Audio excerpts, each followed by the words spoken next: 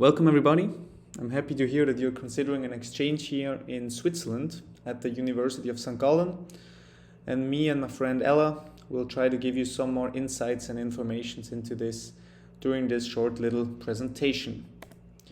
But first things first. So why should you consider Switzerland to be your destination for an exchange here? Now, one image that often pops up when people talk about Switzerland is this one. You can see the Matterhorn, the most famous mountain in Switzerland, but there are many more mountains. We have the Swiss Alps, so a lot of mountains in Switzerland, and also in winter a lot of snow. So if you've never had the chance to go skiing, this will be the perfect opportunity for you to try it out. It's a lot of fun. Or if you don't like the speed or the thrill of skiing, you can also take it a bit slower and take the sled down the mountains, which is great fun, especially if you're with a group of people. Or if you're here in summer, when there is less snow, you can also go hiking. Switzerland is also a great hiking, like Taiwan, hiking place. So there are many, many great hikes, which is also highly recommended to do. Now, after all those sport activities, you might want to have some food. And here you can see the Swiss national dish, which is cheese fondue. So if you don't like cheese, this probably won't be your favorite dish, but I still highly recommend you to try it. It's delicious. So it's pretty much just melted cheese, and then you take bread and you dip it into the cheese, which is very nice, especially in those cold winter days. Another food that Switzerland is famous for is chocolate. Switzerland is the country in the world that consumes the most chocolate per person. So if you do like chocolate, you should come to Switzerland. I promise you, the chocolate here tastes better than any other chocolate you've ever had. Another thing that Switzerland is very famous for is their watches. We have a lot of very expensive luxury brands, which most people cannot afford, but still they do look cool. And another thing is the cows. In Switzerland you will find a lot of cows. And here you can see a tradition when during summer all the farmers, they bring their cattle up to the mountains where they can eat the grass, and in fall when it gets colder they have to bring them down into their farms again, and they usually do this in this tradition where they get them, even dress up some cows, and it's like this cute little event where they get the cows down from the mountain. So maybe you get to even experience this cultural event. It's quite cool. Yeah, and maybe some background information for those that don't know. Switzerland is a rather small country in the heart of Europe. The size is very similar to Taiwan, and different to Taiwan, we don't have any access to the sea, so you won't have the sea, but you do have the mountains, and you also do have the opportunity to travel to many other countries, because we have many neighboring countries. And this is also one part that makes Switzerland very interesting, because even though it's very small, there's a very big cultural diversity in Switzerland. We have 4 different natural languages, even though one of them is not very relevant. The 3 more relevant ones is German, with over 60% of the people, then French, and then Italian. And each of these regions are a bit different to each other. For example, in the Italian part, you will find very delicious pizza and pasta. People speak Italian, so it's very much influenced from Italy, also culturally influenced a little bit from Italy. And the same can be said from the French part. You'll find great cheese, great wine. So yeah, it's culturally very, very interesting. And in the northeast, you will find the city of St. Gallen, which is where the University of St. Gallen lies. So it is in the German-speaking part. All right, so now I would like to hand over to Ella, who will tell us a little bit more about the university. Let me start with some facts about University of St. Gallen, also known as HSG. HSG is a public university that was founded in 1898 as one of the first business universities in Europe. It offers programs in business administration, economics, law, international affairs, and computer science. If you study linguistics or biology, University of St. Gallen most likely is not the right fit for you. Although one of Switzerland's smallest universities, University of St. Gallen has the largest faculty in business administration in Switzerland. The university consistently ranks as one of the best business schools in Europe. Especially in Switzerland and the German-speaking part of Europe, the university is very well known. Here you can see an overview of the offered programs and their language on bachelor's level. Given your program is taught in English, you will not have any issues finding courses in English. Here you can see the same on master's level and PhD level. These are the tuition fees that you will need to pay as a foreign student, unless your university has another agreement with the school. Regarding workload, it is important to notice that NTU's credits are different from HSG's credits.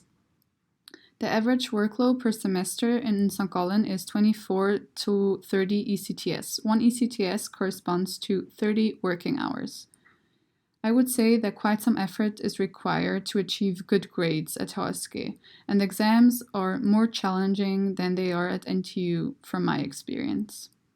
At HSG, there are decentral and central exams, meaning the exam is either before the end of the lecture period or after lectures have ended. Generally speaking, the workload is more concentrated towards the end of the semester. This can give you the opportunity to travel during the semester. My tip is to choose courses wisely and be cautious about the timing of your exams. If you decide to go on exchange at HSG, you will need to select courses. The final course list for the upcoming semester will be available on the online timetable about 1 month before the semester begins.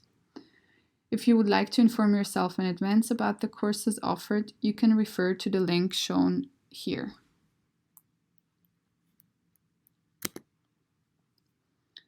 After having selected your classes, you will need to register for them. At HSG, students are allocated to their courses using a special course allocation process called bidding. It usually begins about 2 weeks before the start of lectures.